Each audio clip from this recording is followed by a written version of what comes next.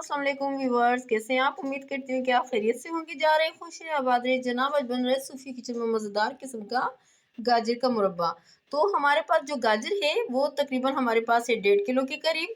तो ये हमने अच्छी तरीके से पहले इसको हमने वॉश किया, पहले फिर उसके बाद छीला, फिर उसके बाद दोबारा वॉश किया और कट अभी नहीं किया, तो हम कट करके आपको दिखाएंगे। तो इसमें जो चीज़ें ऐड होंगी वो कुछ यूँ हैं। ये हमारे पास है चीनी, लेकिन हमारे पास 1.5 कप के करीब चीनी जाएगी। और यहाँ पर हैं तीन अदद हमारे पास इलायचियाँ हैं और 1 चुटकी के करीब नमक है और 1 अदद हमारे पास लेमन है और ये हमारे पास 1 चुटकी के करीब टाटरी है। तो ये चीज़ें ऐड होंगी। तो उससे पहले मैं आपको गाजरें कट करके दिखाती हूँ। तो बनाते हैं झटपट किस्म का गाजर का मुरब्बा। ये देखिए जनाब, यहाँ हमने गाजर कट कर ली और ये देखिए इलायचियाँ मैंने ले ली, तो मैं पानी में ऐड करती हूँ। यहाँ मैंने पानी रख दिया है और तकरीबन 3 कप के करीब मैंने पानी ऐड किया है और ये इलायची ऐड कर दूंगी। तो इसके साथ हम गाजर ऐड कर देंगे, क्योंकि बिल्कुल हमने हल्की आंच पे रखना है। इसको तकरीबन 20-25 मिनट के लिए हम रखेंगे, थोड़े से ये नरम से हो जाएंगे तो उसके बाद फिर हम मिलते हैं। ऐड करने लगे, साथ में नूडल बन रहे हैं। मेरी बेटी अपने लिए नूडल बना रही है। तो ये देखिए जनाब, इनको हमने ऐड कर दिया।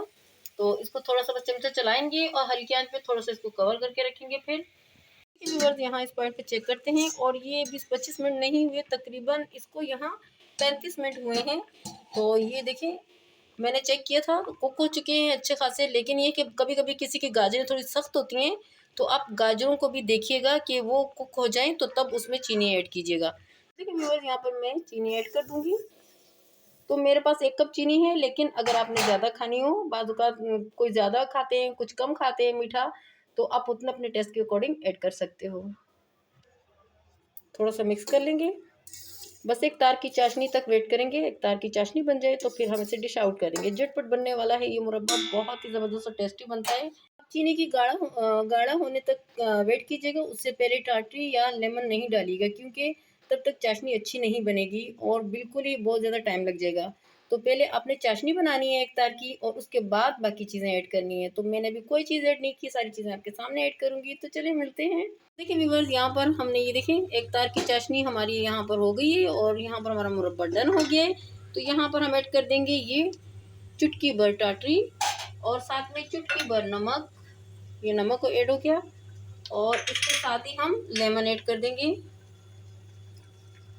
ये देखें, जस्ट हमने यहाँ पर 1 टेबलस्पून ही ऐड करनी है, ज़्यादा नहीं। तो ये हो गया ऐड। एक सीड भी चला गया, कोई बात नहीं, मैं निकाल दूंगी बाद में।